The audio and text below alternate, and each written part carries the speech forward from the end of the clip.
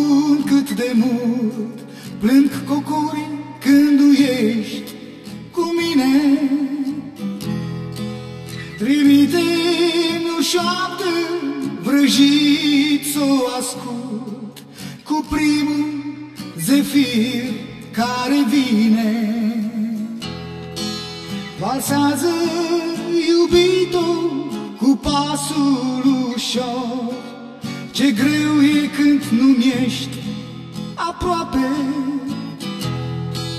Și vino la mine pe umbră de nor, să-ți sorb bucuria din ploape. Secundele trec și tu nu te ivești, te-așteaptă garoafele-n hor. Șapte ce le-am spus de mult și acum le mai ascult, te-aștept la o oră din noapte. Florile sunt încă vii, poate că nici tu nu știi. Hai vino, hai vino. Nu e liniște întreagă în sufletul meu, rămâi cu mine mereu.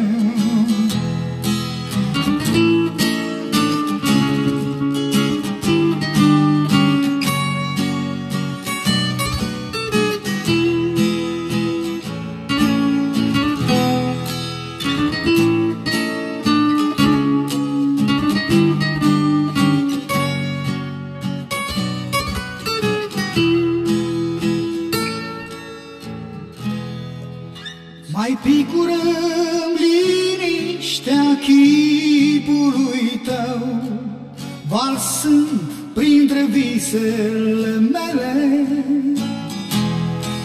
De-ești singură și tristă, hai vino din nou, te-aștept ca pe o zână din stele. În leagănul lunii vom sta amândoi, va fi ca o vrajă în noapte. Deci vino, iubito, să fim numai noi, te-aștept la o oră din noapte. Secundele trec și tu nu te ivești, te-așteaptă garoafele în hor.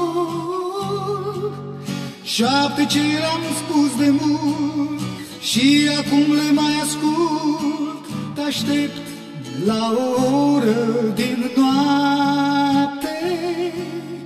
Florile sunt încă vii, poate că nici tu nu știi. Hai vino,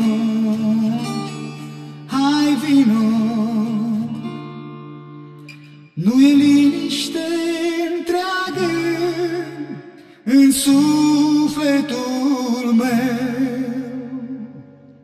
rămâi cu mine mereu.